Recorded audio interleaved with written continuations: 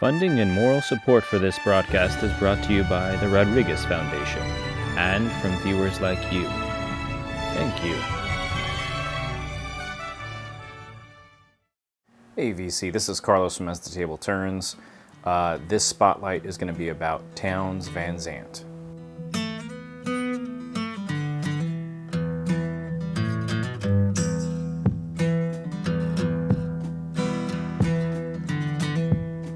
Won't you lend your lungs to me?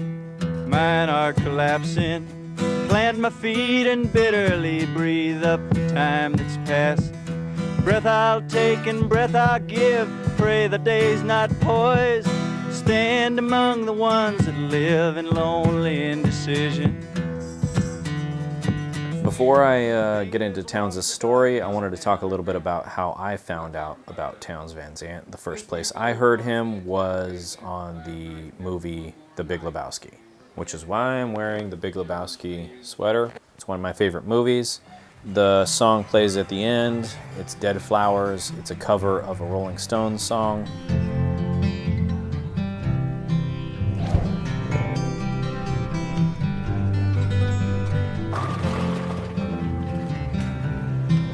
Well, now when you're sitting there in your silk upholstered chair, talking to some rich folks that you know, well, I hope you don't see me in my ragged company. All that you know, I could never be alone. But that was the first place that I heard Townes, and I really didn't. I usually do a lot of my research as far as songs that I hear in movies and researching them more so I can find out about the artists and stuff like that, but I really didn't do any research for some reason about that. So I didn't get into Townes Van Zandt until I joined the VC, and I heard Dylan from Noble Records talk about Townes, show records, which piqued my interest. And then I heard Andrew from Tales from the Crate talk about Townes as well, and piqued my interest even more. So I really dug into Townes and fell in love with his music. Luckily, I fell in love with it right around the time Record Store Day was happening, and they were releasing this, which was the best of Townes Van Zandt, and picked this up. So that was really cool. And yeah, so I picked that up. We can kind of go through the albums right now, just in case I don't show them throughout the video, in case I forget. But the very first album, Townes Van Zandt, For the Sake of the Song. This is the Vinyl Me Please edition. Our Mother the Mountain. The name she gave was Caroline, the daughter of a miner. Townes Van Zandt, self-titled. Why does she sing the sad songs? For me, I'm not the one to tenderly bring her soft sympathy. I've just begun to see my way clear, and it's plain if I stop I will fall. Delta Mama Blues. Where I lead me I will travel. Where I need me I will call me. Well, I'm no fool, I'll be ready. God knows I will be. This, I don't know what year it was recorded, but Townes Van Zandt live at the Old Quarter, Houston, Texas. That's actually what we're listening to right now in the background. Flying Shoes, Townes Van Zandt. Days full of rain, sky's coming down again. I get so tired of these same old blues, same old song, Baby, it won't be long, for I'll be tying on my flying shoes,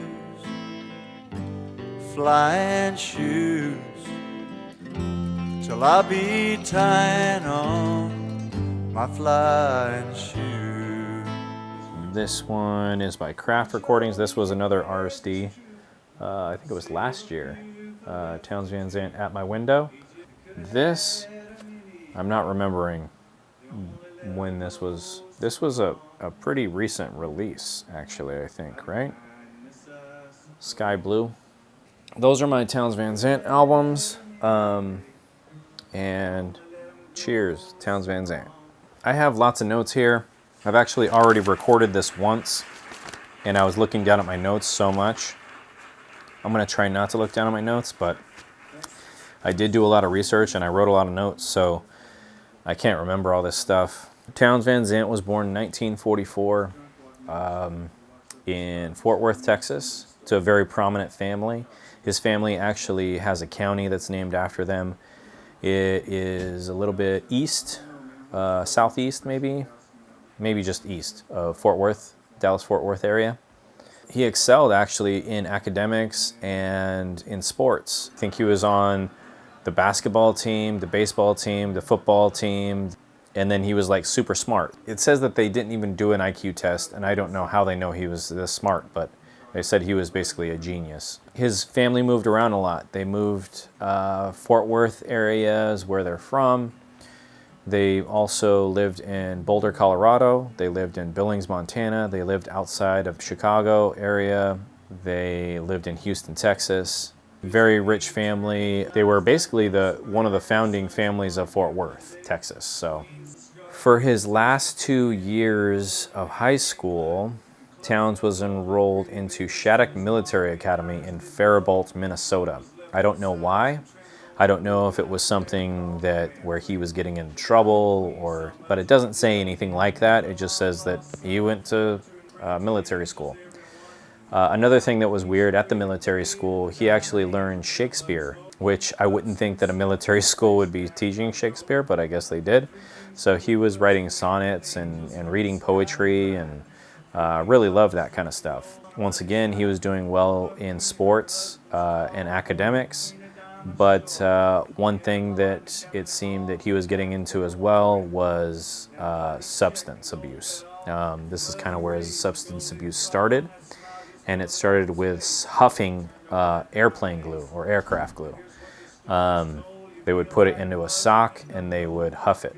So I guess he graduated from there, and in 1962 he enrolled into the University of Colorado at Boulder, and his substance abuse continued to grow more and more. Where he talks about how he would lock himself in his room, drinking 20% alcohol wine, took the phone off the hook, and would listen to Lightnin' Hopkins and Bob Dylan records, and Hank Williams records. So I believe that his fellow students were kind of worried about him. There's stories about him jumping off balconies, just doing really oddball stuff. His parents were concerned about him. Somehow they must have found out what was happening. I'm guessing the phone off the hook was maybe one of the things. But they came and they picked him up, and they took him home, which I guess at that time was Houston, because they check him into a medical hospital in Galveston. And they're told maybe insulin shock therapy or shock treatment would be the best way to go. Insulin shock therapy is pretty horrific. You can look it up, but they basically have the patients drink this insulin. What that does is that kind of puts your body into a coma. They would do it for people that had schizophrenia, which I'm like, that seems pretty freaking harsh for someone that's just kind of over drinking and maybe depressed. Obviously, there were side effects from that. One of the biggest side effects was brain damage and memory loss for him. So a lot of his life, he has to rely on stories from his family about his childhood because he doesn't remember. It's plain to see sun won't shine today.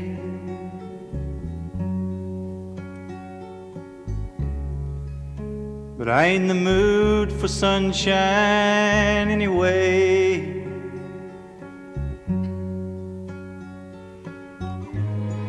Maybe I'll go insane.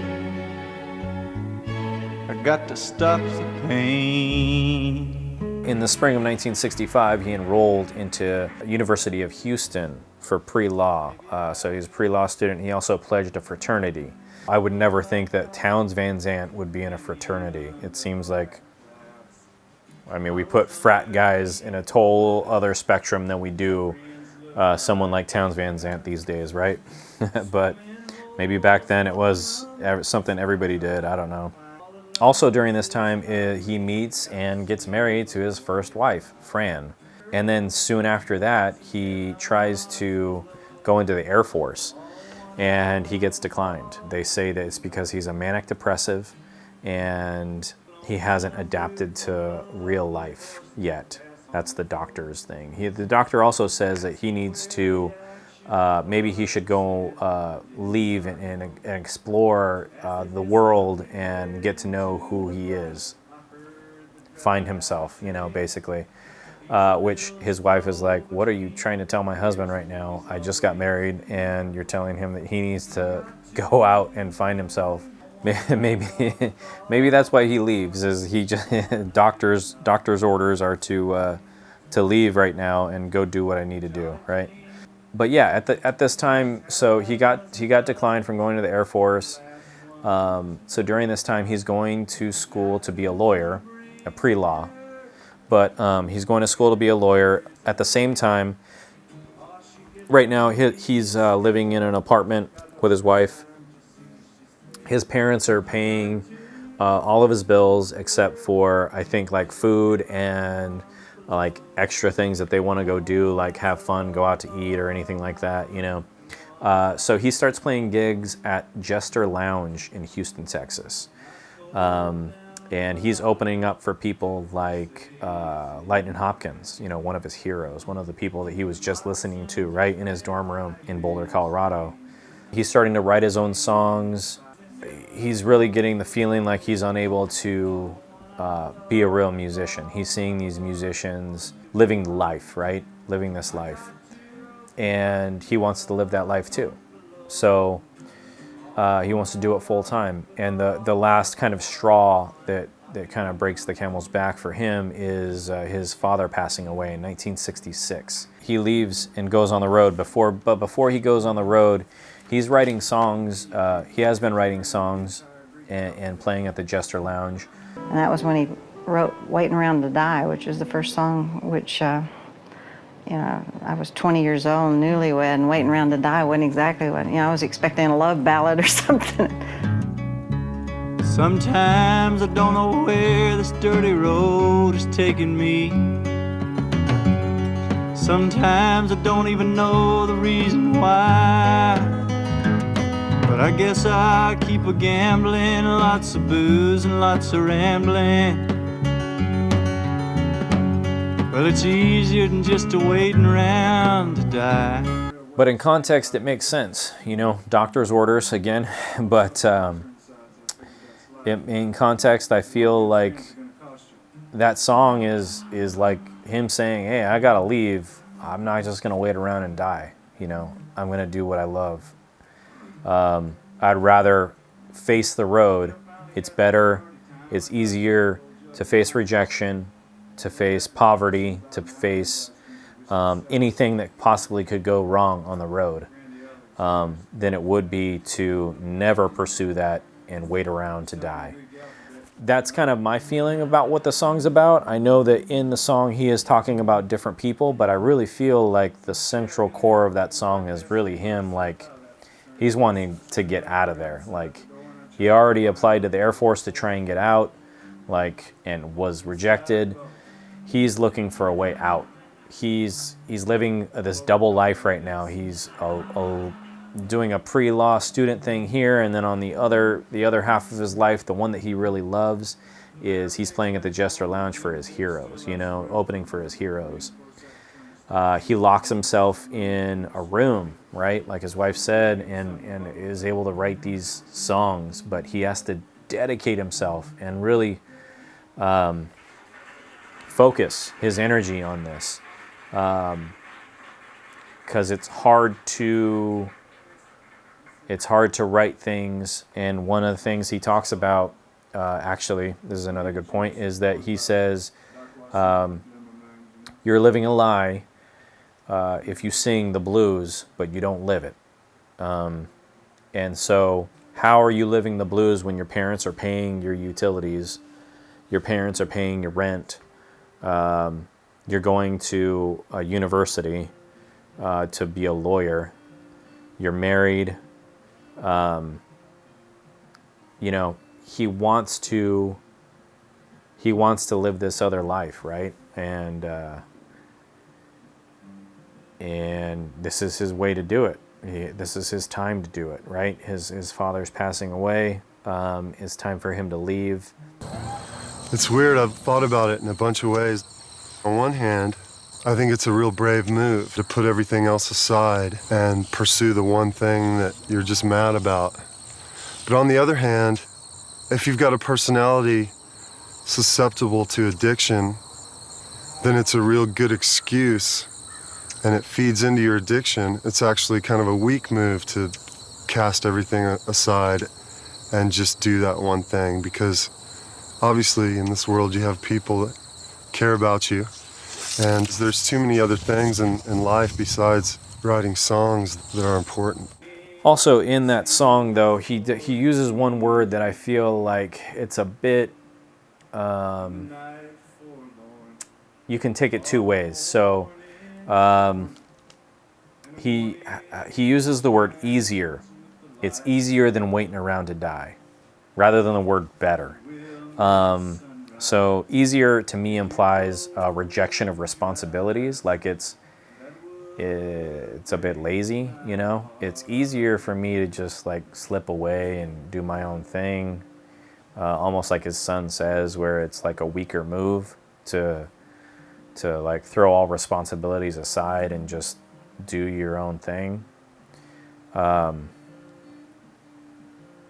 Better would have been, I don't know, like for me it means more of like, I enjoy this, like this is me, and I'm faking who I am for this side of this side of me right now, the lawyer, the married person, the stay-at-home husband, you know, or whatever, you know, not stay-at-home husband, but the person that's there, you know, that's not going to be on the road. Well, I used to wake and run with the moon.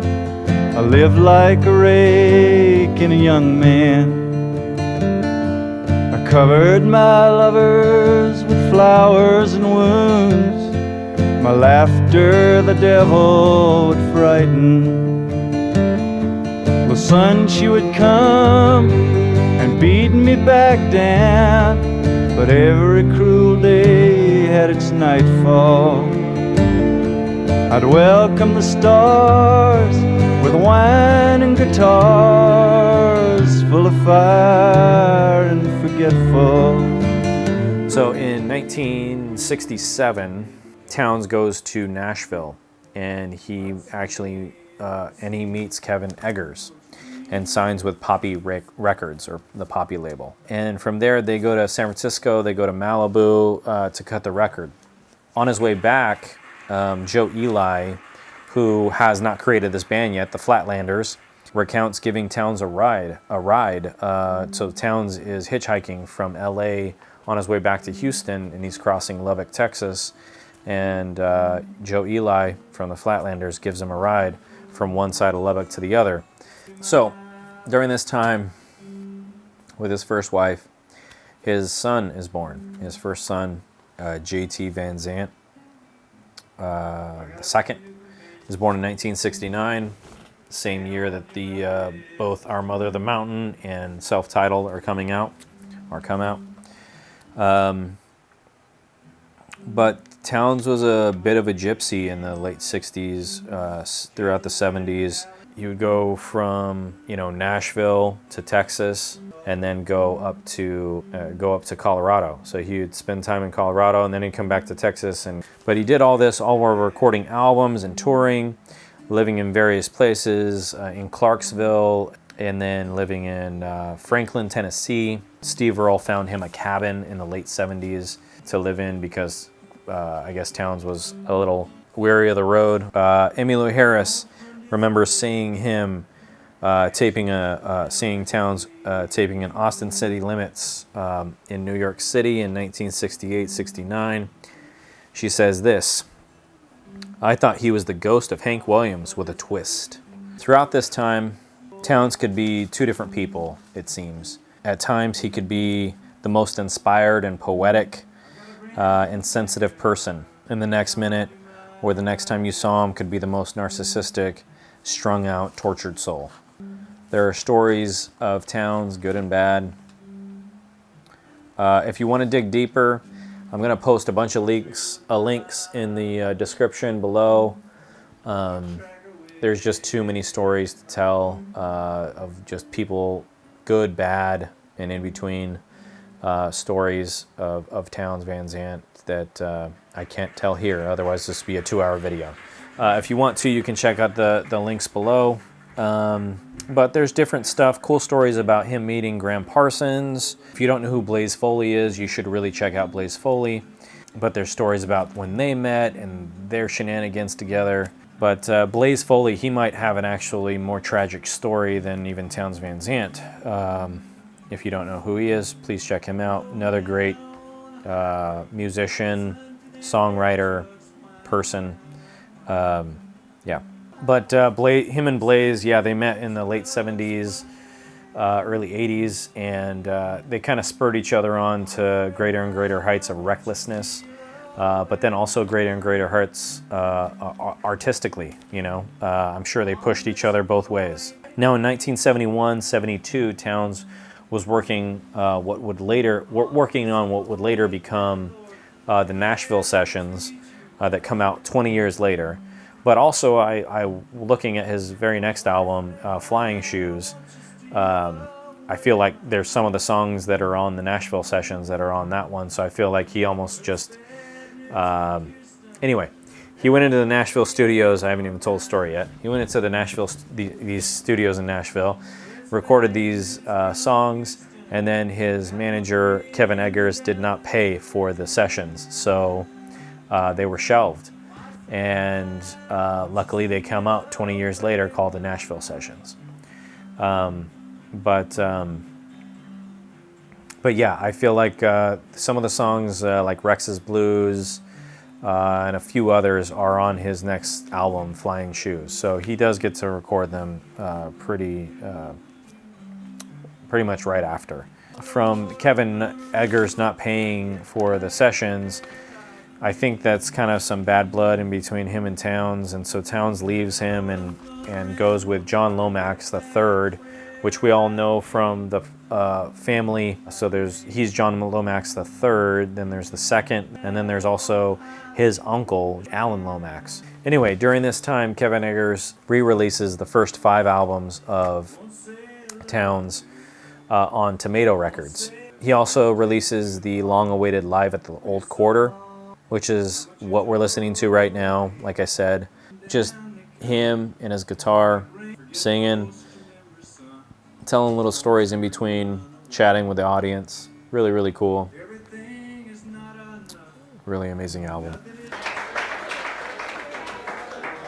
Thanks a lot. Play this song first called Poncho Lefty. Sorry about the air conditioners being off, but it won't be very long. If it gets really hot, I don't know what we'll do.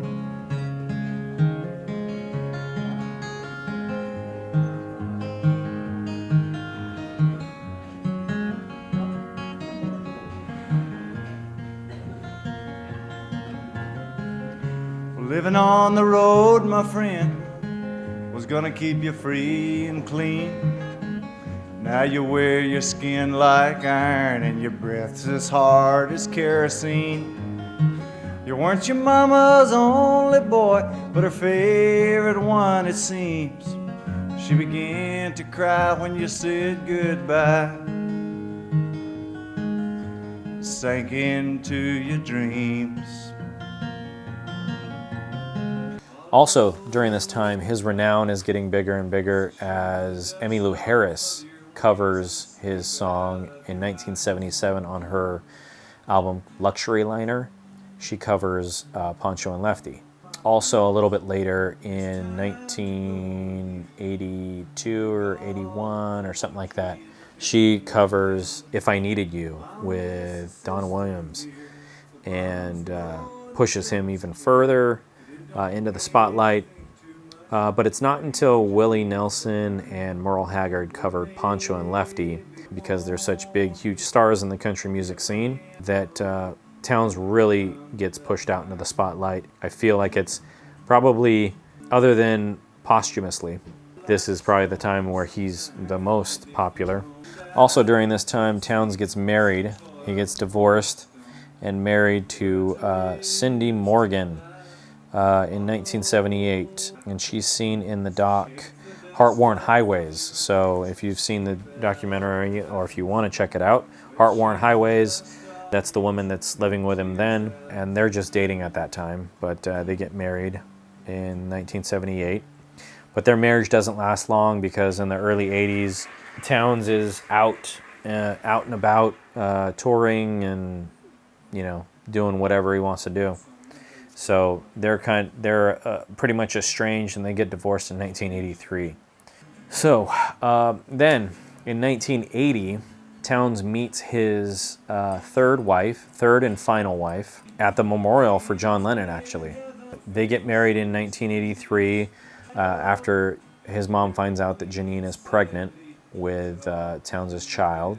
His mom pressures him to marry her. And then his second son is born, William Vincent, is born 10 days after they get married. Townes' relationship with his first son is very strained. His son recounts stories of him actually in the late 70s visiting him when he was in Franklin, Tennessee, in that cabin that Steve Earle found for him. I think it was a hard time for Townes. At that time, I believe he was a bit in a writing lull. But yeah, his son calls his mom and says, you know, crying that he wants her to come pick him up. Also, like later on in the early 80s, I think he's hanging out with Janine and Townes and the new baby, his brother, his half-brother. Most of the time back then in Austin, and I'd say that was kind of the peak of anything goes.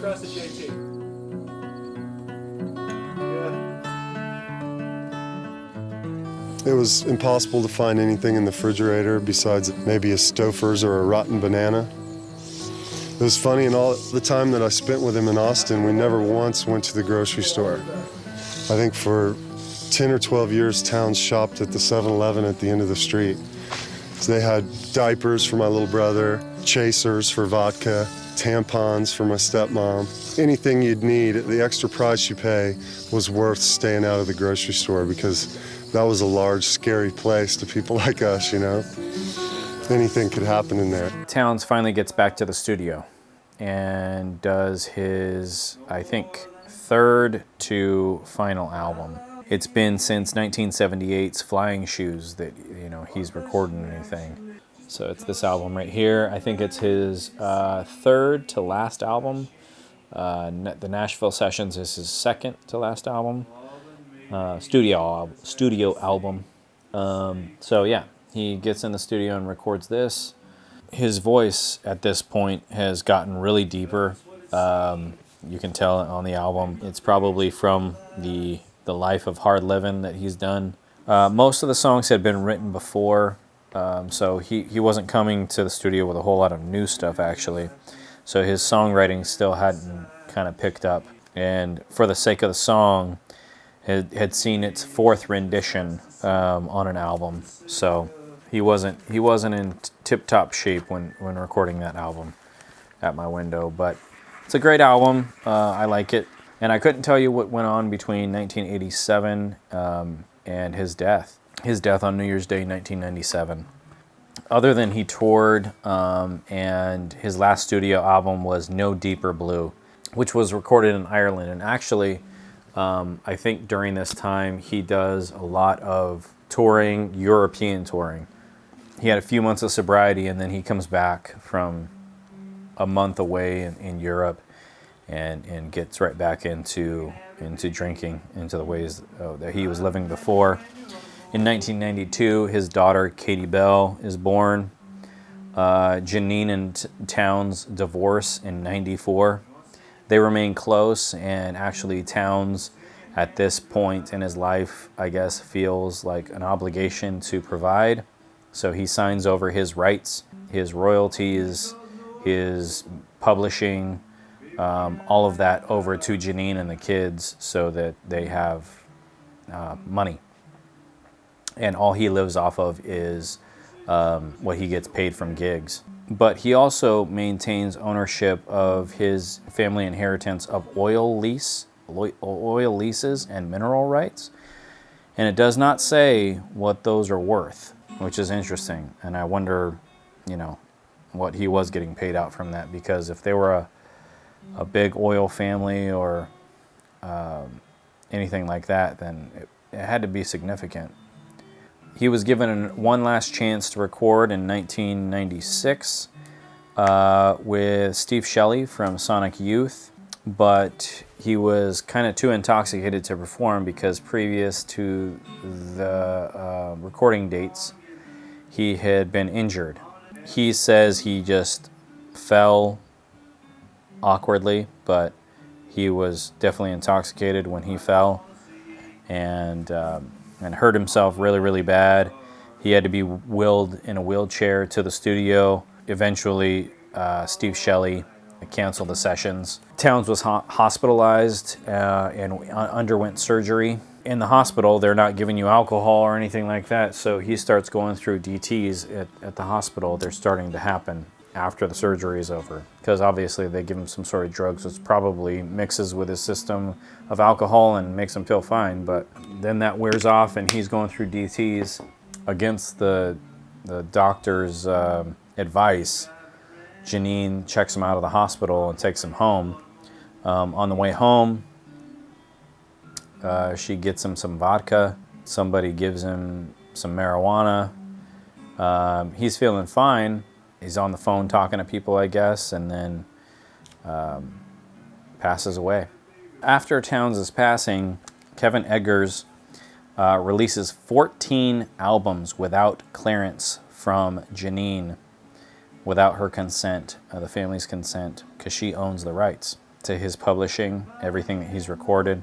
And Kevin Edgars claims 50% of the royalties on 80 of Townes' songs, and legal battles commence, and they take 10 years. And they result in the courts siding with the family, with the estate. And it doesn't really say what that means exactly, but that's pretty much it as far as Townes goes. Super influential person. There's many artists that say that they were inspired by him. Yeah, there's a long list of them.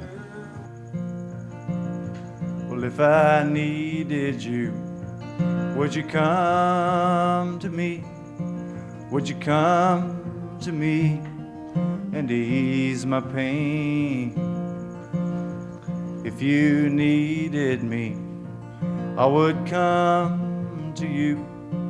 I'd swim the seas to ease your pain. Once again, if you want to, in the description there are links to lots of different videos, stories, documentaries, just little tidbits and stuff like that. But one of the biggest ones is Otis Gibbs.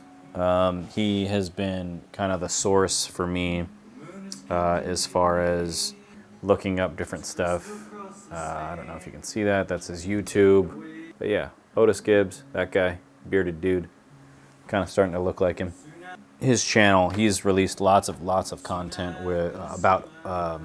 He's like talking with old friends, constantly of Townes Van Zandt and Blaze Foley, and just amazing stories from him. So anyway, definitely check out the links below, and I'll talk to you later, VC. Bye.